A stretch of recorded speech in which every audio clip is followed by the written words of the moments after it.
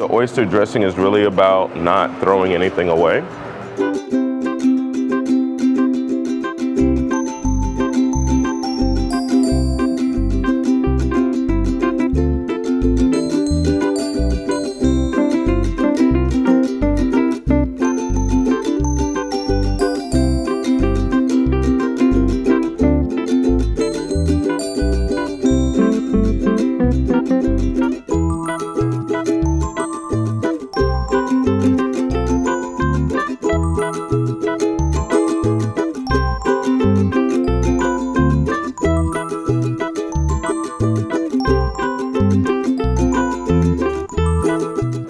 So for me, the rosemary instead of sage, rosemary and bacon go really well together. I tell you what, you ain't Southern if you ain't cooking with cast iron.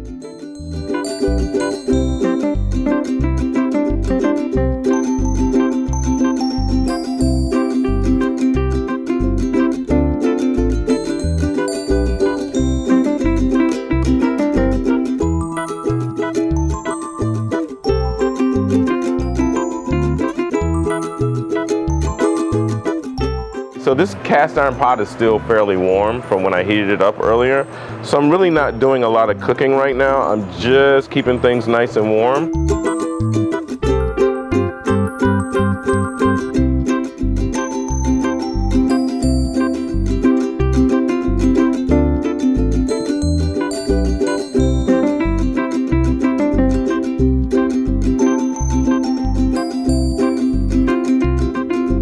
So I'm gonna start putting everything together now. I have my biscuits all broken up, ready to go in here. With that, I'm using a little bit of, this is called smoking hot and sweet.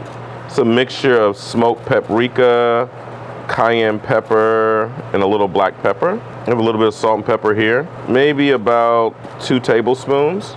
Ooh, I have all my bacon, my onions, my rosemary. And so my first thing is to start getting those things kind of like pushed together, get that flavor going in there. You don't want it to be completely soggy. And now,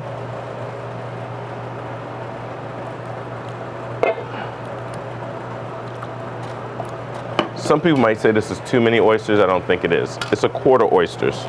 And I didn't chop them up or any of that. When you eat this, I want you to get a good old, big old hunkin' piece of oyster meat.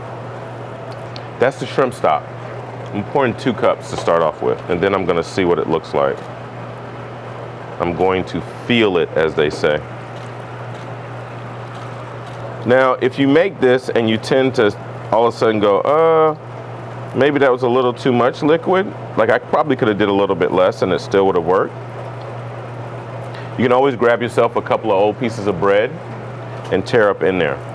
So that's what I'm gonna do. You just go ahead and tear up that little extra bread. It's not gonna hurt anything. It's not even gonna take away from the whole flavor of it. This bread right here is getting ready to start soaking up some of that moisture that was in there earlier. You can see how wet it was earlier and see how wet it is now, right? Now, as you can see, I have more than what this pan needs. So you grab yourself another little pan.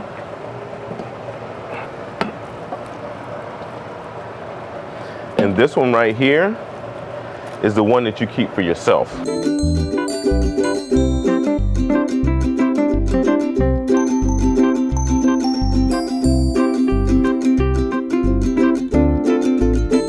So I'm putting this into a 400-degree oven. And we're gonna let that go for about 30 minutes or so.